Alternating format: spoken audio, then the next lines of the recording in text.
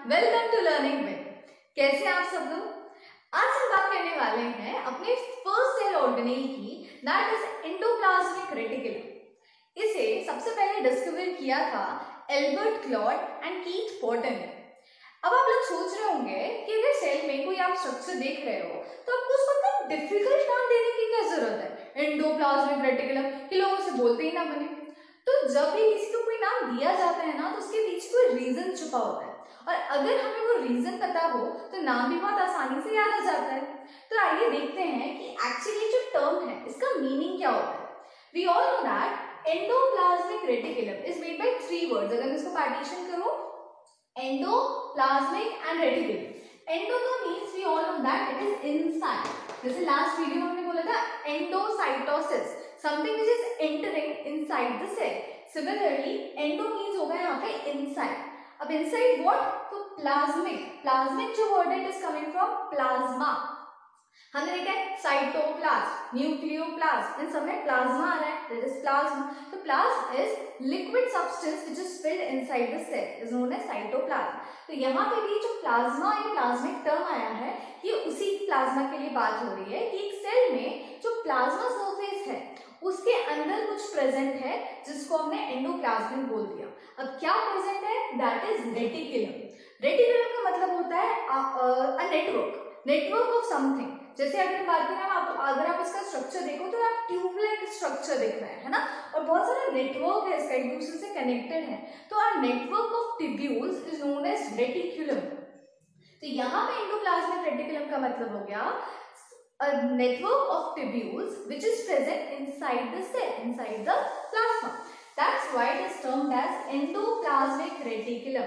ठीक है, आई होप आप लोगों को इसका मतलब अगर समझ आ जाएगा तो आप लोगों को इसको याद करना बहुत इजी होगा। अब एंडोप्लाज्मिक रेटिकुलम जो होता है ना, वो 2 टाइप के हो सकते हैं। एक होता है स्मूथ एंडोप्लाज्मिक रेटिकुलम और एक होता है रफ एंडोप्लाज्मिक रेटिकुलम। अब इसे स्मूथ या रफ क्यों बोलते हैं? On the basis of presence of ribosomes. जैसे कि अगर आप इमेजिन करो कि टेबल सरफेस है जिसपे कुछ भी नहीं रखा, तो आप अपना हाथ आराम से इसमें फैला सकते हो, ऐसे ऐसे ऐसे फैला सकते हो, तो आप बोलोगे कि ये सरफेस तो स्मूथ है, कितना स्मूथ है। लेकिन अगर उसी सरफेस में छोटी छोटी बॉल्स रख दो तो आपको बीच में हर्डल्स आएंगे, है ना। आप एकदम आराम से अपना हाथ नहीं फेर पाओगे, आपको ऐसे ऐसे अप्स एंड डाउन्स करने पड़ेंगे। तो आप कह सकते हो कि अब ये जो सरफेस है ये कैसा हो गया है? रफ सरफेस हो गया है। तो on the presence of ribosomes, ribosomes भी ना ऐसे डेंस स्फेरिकल स्ट्रक्चर्स होते हैं जिन्हें डिस्कवर किया था जॉर्ज एमिल पैलेडे ने।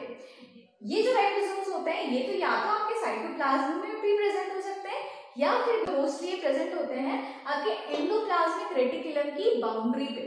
तो अगर कभी कभी होते हैं कभी कभी नहीं होते, तो जहां पर नहीं होते हैं वहां बोलोगे कि सरफेस स्मूथ है, इसलिए स्मूथ एंडोप्लाज्मिक रेटिकुलम। बट जहां पे प्रेजेंट होंगे वहां पे सरफेस ऐसा रफ सा बन जाएगा, देखो ऐसे ऐसे हो गए, उबड़ खाबड़ हो गए। तो this is due to the presence of ribosome, इसलिए आप इसे बोलोगे कि सरफेस रफ हो गया है, इसलिए ये हो गया रफ एंडोप्लाज्मिक रेटिकुलम। ठीक है, अब अगर आप इसका स्ट्रक्चर देखो, आपने देखा कि एंडोप्लाज्मिक रेटिकुलम 2 है, एक स्मूथ है और एक रफ है। ये दोनों 3 चीजों से मिलकर बने होते हैं।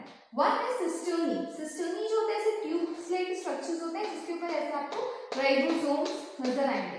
तो आपका जितना भी इस रफ एंडोप्लाज्मिक रेटिकुलम है ना, वो इस सिस्टर्नी से ही मिलकर बना होता है। इसकी स्पेलिंग होती है CISTERNAE, इसे आप सिस्टर्नी कहते हो।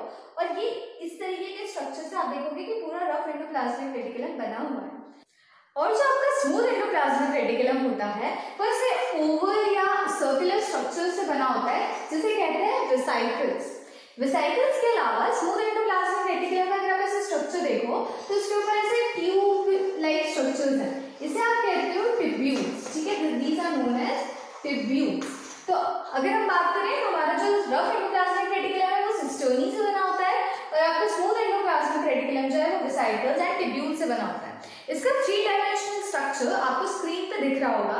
इसको देख के आप पता कर सकते हो कि 3 डायमेंशनल में आपका जो एंडोप्लाज्मिक रेटिकुलम है वो किस तरीके का दिखता है। अगर आप इसके प्रेजेंस की बात करो कि एंडोप्लाज्मिक रेटिकुलम हमारे सेल में कहाँ पर प्रेजेंट होता है, तो जैसा कि इसके नाम बता रहा है प्लाज्मा में प्रेजेंट है। बट अगर एग्जैक्ट लोकेशन आपको देखनी है तो ये न्यूक्लियस की जो आउटर मेम्ब्रेन है ना उससे बहुत अटैच रहता है, और ये कई बार साथ भी एम्बेड हो जाता है, उसकी भी वॉल को टच करने लग जाता है, ठीक है। तो this is a huge network of tubules, that's why it is known as endoplasmic reticulum. And I hope आप लोगों को इसका स्ट्रक्चर समझ आ गया। अब अगर मैं इनकी फंक्शंस की बात करें तो एंडोप्लाज्मिक रेटिकुलम का बेसिक मेन फंक्शन होता है सिंथेसाइज करना। सिंथेसाइज क्या करना? रफ एंडोप्लाज्मिक रेटिकुलम के ऊपर राइबोसोम्स प्रेजेंट है। राइबोसोम्स का मेन फंक्शन होता है सिंथेसिस ऑफ प्रोटीन्स, इसलिए हमारे रफ एंडोप्लाज्मिक रेटिकुलम का भी मेन फंक्शन क्या होगा? Synthesis of proteins. Smooth endoplasmic reticulum lipids, cholesterol, कुछ स्टेरॉइड हार्मोन्स या कुछ एंजाइम्स भी सीक्रेट कर सकते हैं। बेसिकली एंजाइम्स प्रोटीन्स होते हैं, तो हमारा रफ एंडोप्लाज्मिक रेटिकुलम प्रोटीन के साथ साथ कुछ सर्टेन एंजाइम्स जो कि लाइसोसोम के लिए डाइजेस्टिव एंजाइम्स हो सकते हैं या डिफरेंट एंजाइम्स या हार्मोन्स, ये दोनों मिलकर सीक्रेट करते हैं। इसके अलावा एक मेन फंक्शन ये भी हो सकता है कि ये बहुत अच्छे डिटॉक्सिफाइंग एजेंट्स होते हैं। मतलब हमारी बॉडी में कई बार ऐसी चीजें आ जाती हैं जो हमारे लिए हार्मफुल होती हैं, वेस्ट प्रोडक्ट आ जाते हैं या कुछ पोल्यूटेंट्स अंदर एंटर कर सकते हैं। उन पोल्यूटेंट्स को हमारी बॉडी से हटाना या उनको डिटॉक्सिफाई करना ताकि वो हमारी बॉडी को कोई नुकसान ना पहुंचाए, ये काम भी हमारा एंडोप्लाज्मिक रेटिकुलम करता है। एक और चीज हम बात करने वाली ये है कि लास्ट टाइम जो हमने पढ़ा था स्ट्रक्चर ऑफ सेल, तो उसमें हमने देखा था कि तीन basic structure that is cell membrane, nucleus and cytoplasm जो होता है वो हर तरीके के सेल में प्रेजेंट होना जरूरी है, वो हर जगह प्रेजेंट होता है। लेकिन हमारा जो एंडोप्लाज्मिक रेटिकुलम है ये मैमल्स के आरबीसीज में एब्सेंट रहता है। इसका मतलब आपके राइबोसोम्स और एंडोप्लाज्मिक रेटिकुलम दोनों आपको अपने ब्लड सेल्स में या आरबीसीज में नहीं मिलेंगे, ठीक है। आई होप आप लोगों को इतनी इन्फॉर्मेशन समझ आ गई हो। आई ट्राइड कि मैं इसको इजी फॉर्म में आप लोगों को एक्सप्लेन कर सकूं। बाकी आप लोग इसको और डिटेल में पढ़ सकते हैं, इसके और बहुत सारे फंक्शंस होते हैं जो आप देख सकते हो। अब हम मिलेंगे अपने थर्ड ऑर्गेनेल के साथ। इसमें हमने राइबोसोम और एंडोप्लाज्मिक रेटिकुलम को डिस्कस कर लिया। अब हम अपने थर्ड ऑर्गेनेल के साथ नेक्स्ट वीडियो में मिलेंगे। तब तक के लिए अपना ध्यान रखिए, खुश रहिए, पढ़ते रहिए। Bye bye.